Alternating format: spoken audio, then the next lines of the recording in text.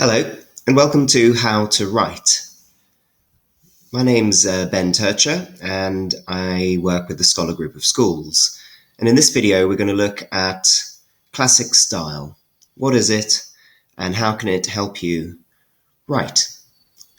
I'm basing this presentation on Steven Pinker's A Sense of Style, an excellent book with all the examples in and worth referring to after watching this video.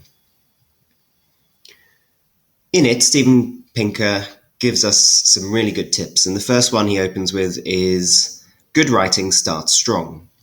You remember the first and the last thing that you're told, so you have to make sure that you open well.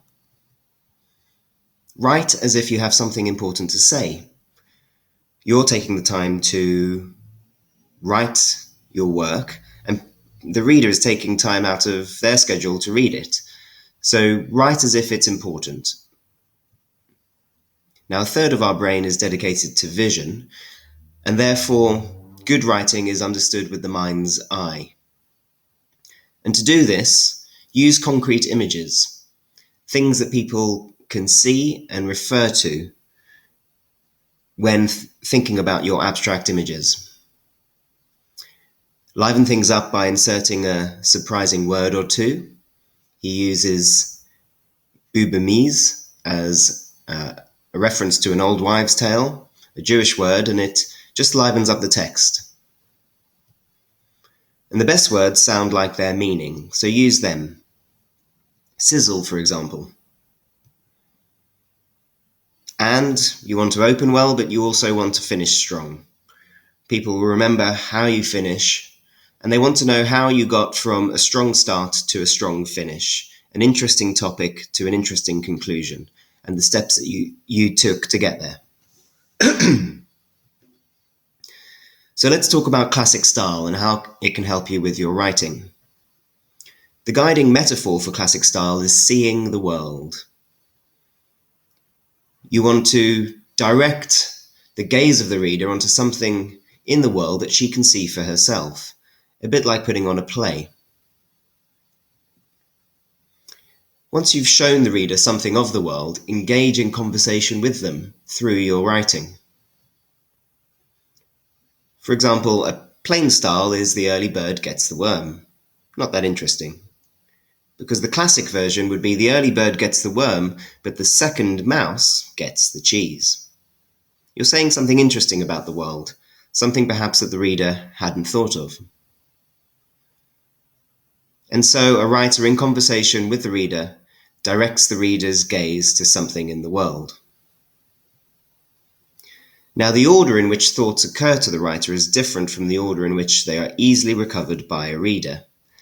And therefore, to create your work, jot down your ideas on cards, spread them on a table, and look for ones that seem to belong together. This process is very different to editing, which we'll come to later. So he talks about 3 particular rules that we have to adhere to help the reader understand what you're trying to say. The first one is light before heavy. Introduce heavy concepts or ideas, but build up to them with light ones that the reader is familiar with beforehand. Similarly, introduce the topic and then comment on the topic. If you go straight into the comment without the reader knowing what topic you're talking about, then the comments will be lost as the reader tries to figure out what you're talking about. And again, given information first and then new information after that. Always build on what the reader knows and what you've shared with the reader beforehand, and then introduce new concepts on top of that. So he lists quite a few do's and don'ts, and I've pulled them out of the book for you to follow. And firstly, don't use meta-discourse. Do not say what you're going to say it, and then say what you said. This principle comes from rhetoric and from oratory, where listeners need more signposting to follow an argument. In writing, you should be able to take the reader on a journey without doing this, because excessive signposting is boring. Do open with a question. It's a good way to get your reader engaged with the topic. They'll try and answer it for themselves, and they'll be interested in how you go about answering it. Do not use meta-concepts, so people can't see a level or an approach. It's not a concrete image. They can't see assumptions or context, frameworks. These are words that politicians like to use when they're absolving responsibility for something. Things that are issues with processes and tendencies and variables. You can't see these things, so don't use them. Good writing accompanies the reader on a journey, or it arranges the material in a logical sequence, for example, from general to specific, or big to small, early to late, or it tells a story with a narrative arc. Don't use the word very. Do use in other words. Don't hedge. You have found something out about the world and you want to say it clearly. However, do qualify statements if you need to. So if something is on average, then say. If something is only slightly or somewhat, then make sure you put that in.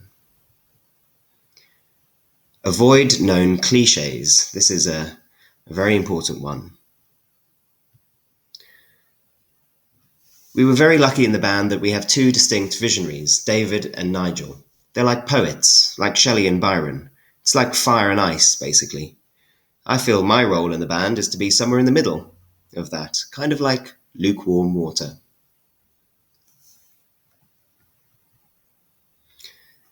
The summary should be self-contained.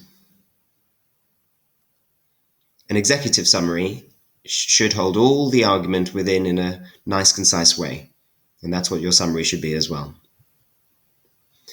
Now avoid passive voice. Was affirmed, were used, unless you specifically need the doer to be mentioned later in the sentence than the done to. So the done to is more important than who's doing it. Now avoid zombie nouns. So make an appearance, put on a performance, data on manufacturing. Actually, you want things to appear or to perform. Or instead of data on manufacturing, it's manufacturing data. Be careful when you see do, have, bring, or take. They're usually followed by zombie nouns. Do use pronouns. I, me, we, you. At the end of your work, you want to shout out what you have found. Lo, I have found. I found this. Isn't it interesting? Careful of sentences beginning with it or there. They're weak.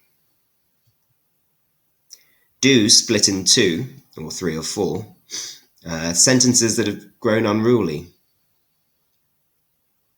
The full stop is your friend. And see if that, which, and who can be deleted. Therefores, moreover, and however are your friends as well. They help expand and elucidate on the point that you're making, and your reader will thank you for telling them in more than one way what you're trying to say. So here's a summary of what Steven Pinker called soggy prose. It includes meta-discourse, it has over-excessive signposting, there's hedging, perhaps even apologizing. His colleagues and peers he classes as sometimes engaging in professional narcissism. They use clichés, mixed metaphors we haven't spoken about, but when you take one metaphor and mix it with another, really confuses people. Meta concepts you can't see. Zombie nouns use the active voice instead, and unnecessary passives are weak.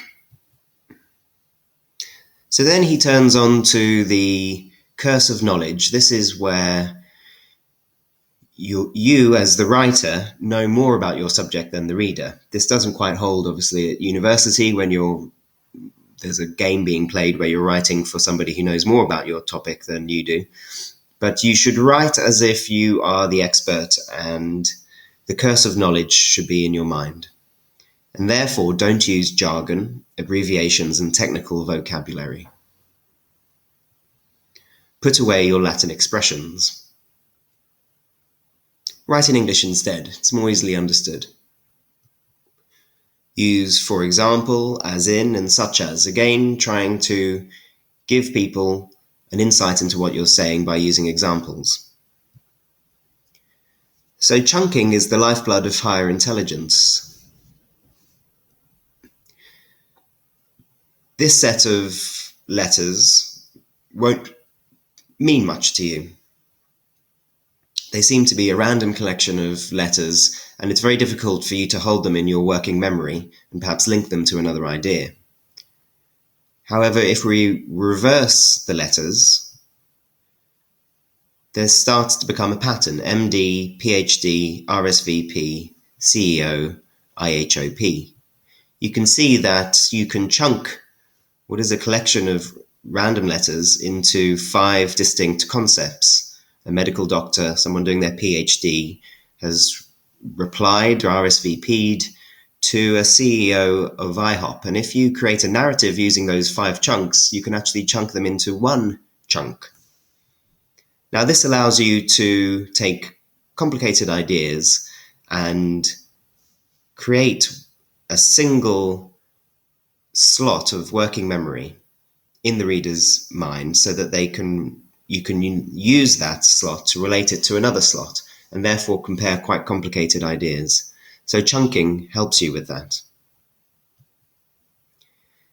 So then Stephen comes on to the notion of coherence within a large text, and he wants to ensure that not only are you using the right words and omitting the ones you don't need, but that the whole text as a whole hangs together. So here he says, how do you ensure that readers will grasp the topic? You've introduced the topic, get the point, keep track of the players, perhaps by chunking, and see how one idea follows on from another, so linking. And he talks about ordering schemes to help the reader. So an ordering scheme that perhaps goes from global to local, or a trek across a territory. In fiction, a classic one is a hero overcoming obstacles. Or you could use a debate or the history of discovery as your ordering schemes. David Hume, the famous Scottish Enlightenment philosopher, said that there appears to be 3 principles of connections among ideas: resemblance, the similarity between one thing and another; contiguity in time or place, taking the journey through a time or a place to show how things link together; or specifically cause and effect, or perhaps effect and cause, or how things aren't caused by effects, so the negation of that cause and effect. Steven Pinker looks at 3 additional areas for keeping text coherent, and he worries when an author is negating something that's implausible. So a plausible negation is important. If you are trying to negate something that would seem implausible, then you have to signpost it. You have to say, you may think this, but actually no. Without that signposting, people will get confused.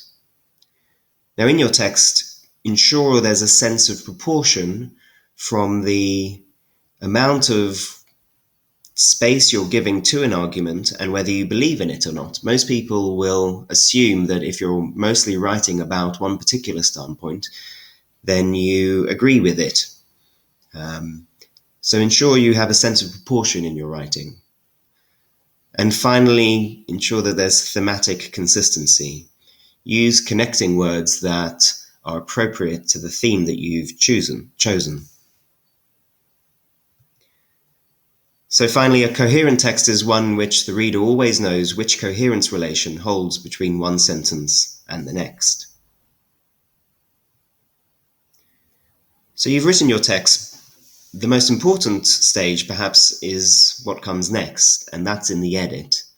As we said at the beginning, you create ideas in a different way to how you can best relate those ideas to someone else. So editing is almost a rewriting of your text. And this is how you can help yourself with it. You can show a draft to people who are similar to the intended audience and find out if they can follow it. In your school, use teachers, use peers, use your parents to see the draft and see what they think of it. Importantly, with deadlines, it's important to finish your first draft well before the deadline, to allow yourself to look at it after some time has passed and the text is no longer familiar.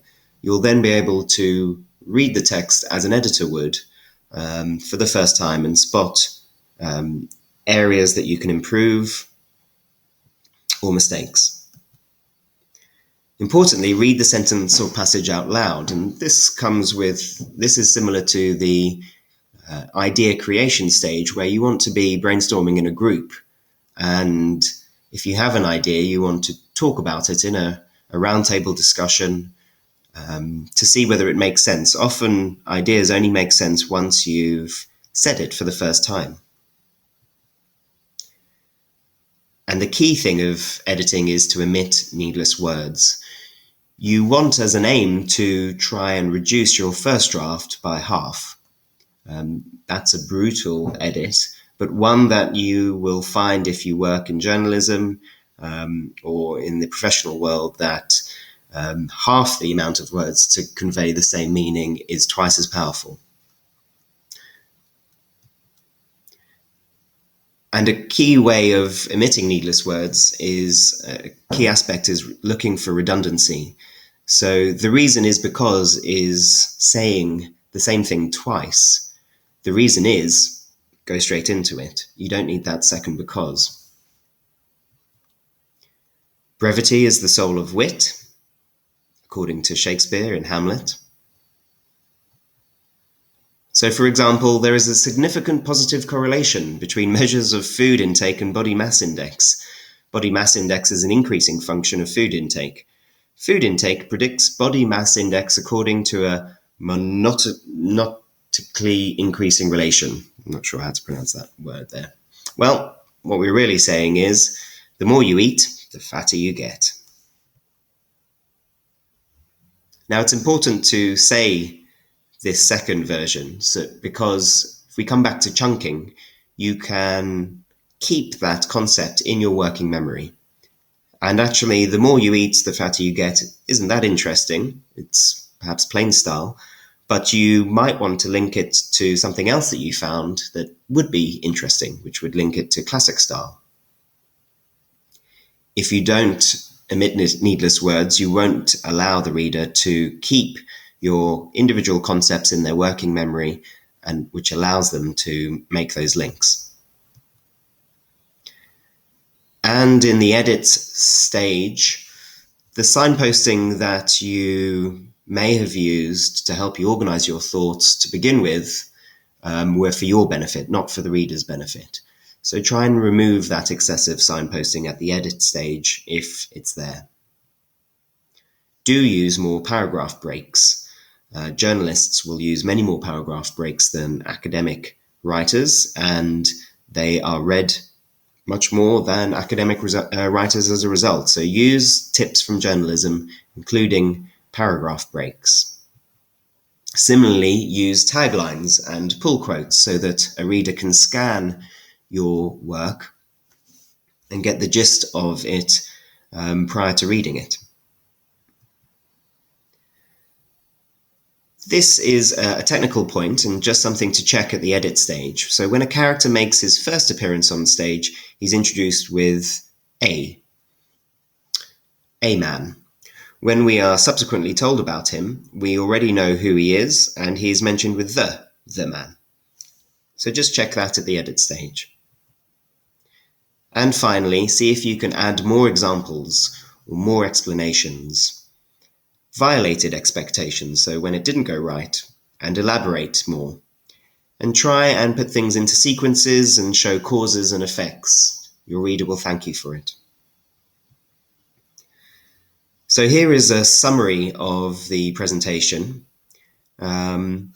take a freeze frame of this and you can use it as a crib sheet when you are writing things to do and things not to do.